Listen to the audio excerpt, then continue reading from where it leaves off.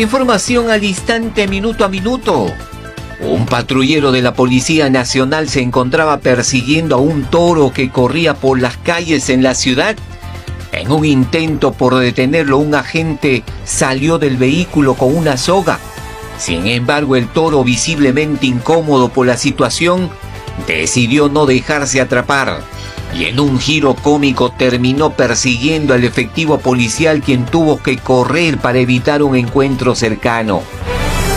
RPM Radio TV, información al instante, minuto a minuto.